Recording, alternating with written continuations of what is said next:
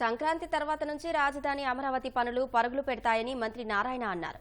ఒకేసారి అన్ని పనుల్ని ప్రారంభించి విడతల వారీగా పూర్తి చేస్తామని చెప్పారు.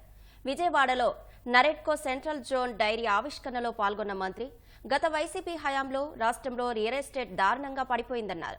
కొన్ని నెలల్లోనే మళ్లీ వేగం పుంజుకునేలా తమ ప్రభుత్వం చర్యలు చేపట్టిందన్నారు.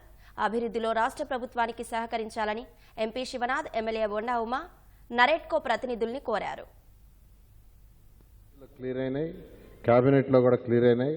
బహుశా రేపు సోమవారం కానీ బుధవారం నుంచి స్టార్ట్ అయ్యి నెక్స్ట్ మంత్ 15వ తేదీకి అన్ని టెండర్లు కంప్లీట్ అయిపోయి బహుశా పండగ పోయిన తర్వాత మంచి రోజు స్టార్ట్ అవుతాయి. ఆల్ వర్క్ స్టార్ట్ అవుతాయి. ఒకేసారి 64,000 కోట్లకి ఒక స్టార్ట్ అవుతాయి. ఒకేసారి ఆల్ లేఅవుట్స్ రోడ్ స్టార్ట్ అవుతాయి, ట్రంక్ రోడ్ స్టార్ట్ అవుతాయి.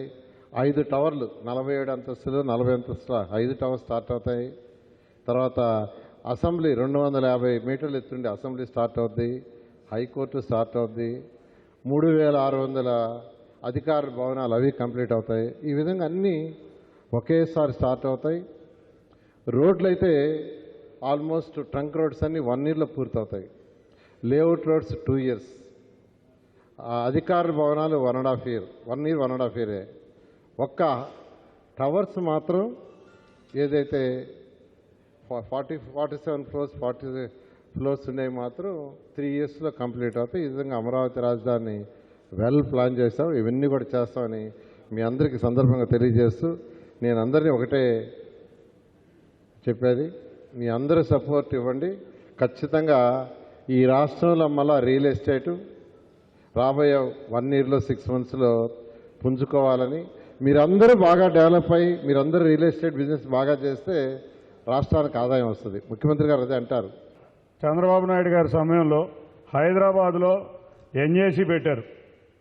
ఆ ఎన్ఏసీ ఇవాళ దేశానికి ఇవాళ ఒక ఆదర్శంగా మిగిలింది. ఇప్పటికే హరినాథ్ గారితో ఇందాకే చెప్పాను, నిన్న కూడా చంద్రబాబు నాయుడు గారితో చెప్పాం. విజయవాడ సెంట్రల్ నియోజకవర్గంలో కానీ ఎక్కువ మంది భవన నిర్మాణ కార్మికులు ఉన్నారు. అటువంటి ఎన్ఏసీ సెంటర్ కనుక మనం ఇక్కడ పెట్టగలిగితే లేటెస్ట్ టెక్నాలజీతో, ఆ రోజు చంద్రబాబు నాయుడు గారు పెట్టినప్పుడు టాపీ వాళ్ళకి ట్రైనింగ్ ఇస్తారని ఎగతాళి చేశారు. ఇవాళ ఆ సెంటరు ఇండియాలో బెస్ట్ సెంటర్ కింద అయింది. అటువంటి మరొక బెస్ట్ సెంటర్ విజయవాడ సెంట్రల్ నియోజకవర్గంలో పెట్టాలని నిన్న చంద్రబాబు నాయుడు గారిని కోరటం జరిగింది.